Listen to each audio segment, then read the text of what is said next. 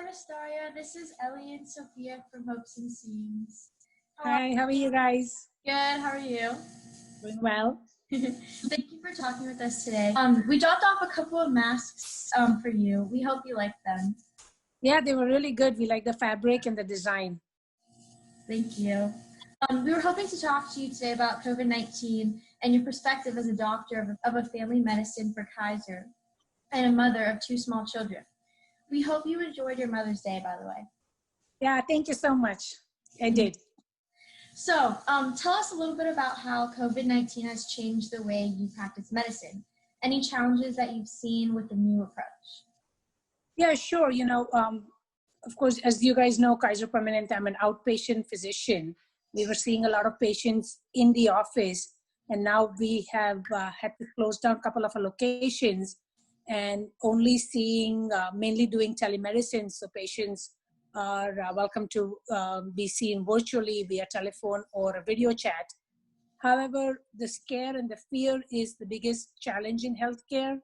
A lot of people with chronic diseases are actually afraid to seek help. So they are really not coming in for like heart failure or diabetes, or not calling because they're afraid to go and seek medical help because they're afraid that they're going to get the condition because of their ongoing chronic diseases. So maybe it's not the virus. I think it's just general overall their health is declining. And I think it's a big scare for them because they're not taking care of themselves given this corona fear. But it's definitely affecting our healthcare. It sounds like there's a lot of discussion about the phases in our area. When do you think there will be a downward trend? Thankfully our governor is a physician, so he's keeping a good trend on it. We are seeing a downtrend. However, I think once things start reopening, because it's a virus, you may see an uptrend, but it's hard to predict. I think everybody's following it, and we are hoping that we get more grasp of what the disease is about, how to treat it, and people get more awareness, and that way we can maybe not control the exposure, but at least control the diseases and the outcome. Hopefully we see a downtrend, and then education will help, and safety issues. When do you personally feel like, based on the facts that you know, would you feel ready to go back to a normal routine? Meaning take your kids out to play dates, go to the mall, eat in crowded restaurants or playgrounds? I think that's a tricky question because mentally and emotionally, everybody's ready to come back to normalcy. However, safety is an issue.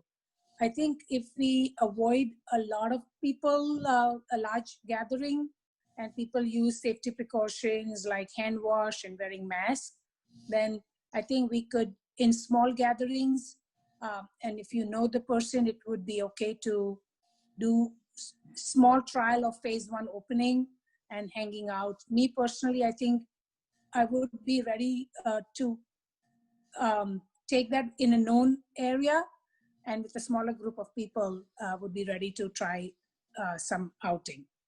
And when you go back to the hair, like when you feel is ready to go back to hair salon and taking your kids out to public places, will you and your children be wearing masks? I actually highly recommend wearing masks even now. That's one of the recommendations I'm giving to all my patients. I do tell them that even if they have symptoms, they should be wearing it at home between their family members. It really helps if both the parties, are wearing, so there is less exposure. Of course, masks don't completely stop you from getting exposed and infected, but they do decrease the percentage, which is what we need. Having said that, I highly recommend it. My children are really young. They're like 1.5 years and 3 years old. So maybe hard to keep it on, but keep bringing those fancy designs and maybe add some Marvel heroes, and maybe they might be, prone to wearing them.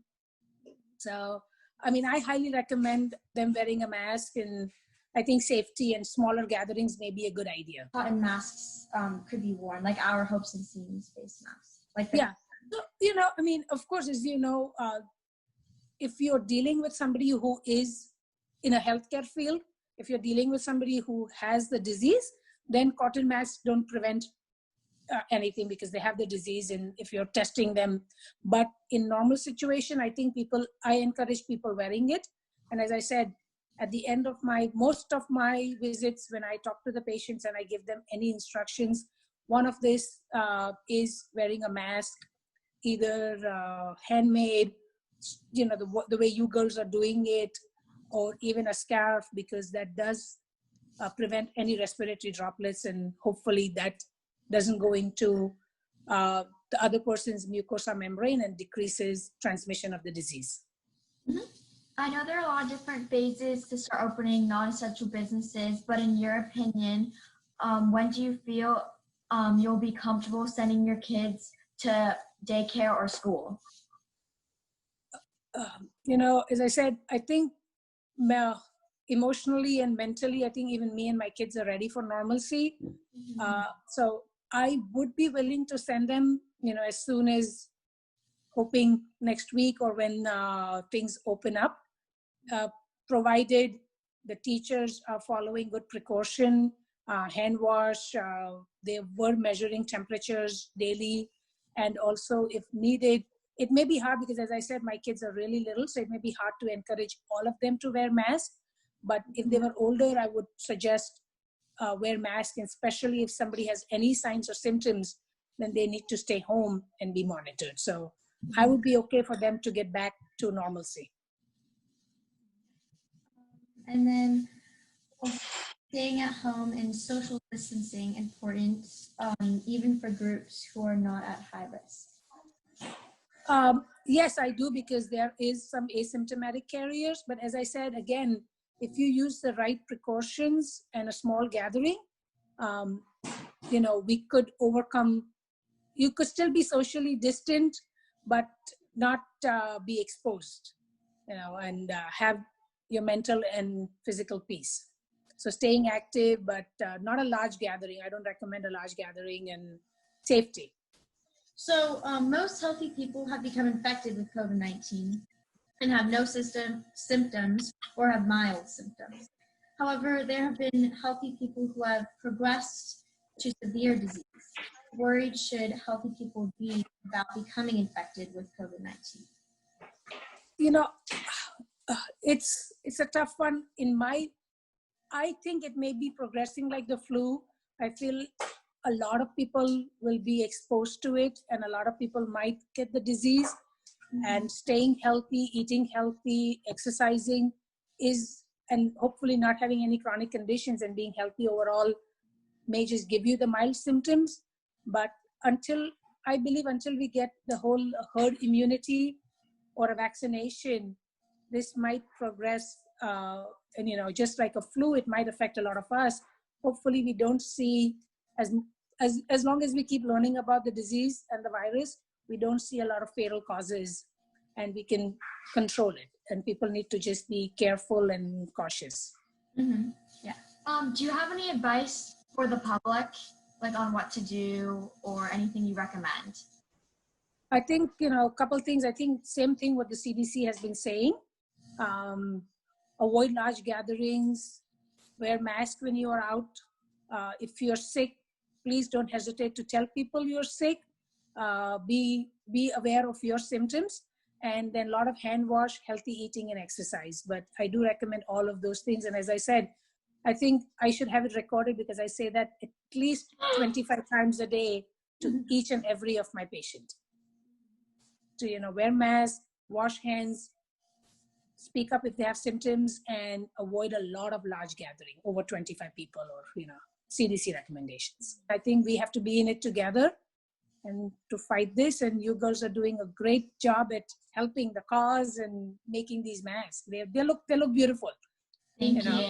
Thank you so much. I was glad that you guys made ones that are even, my husband liked, because he's a little picky. So he liked the army style, and he's like, okay, I can wear that. So I was happy about that. I figured he'd like that. Yeah. So thank you for that. And what are the questions?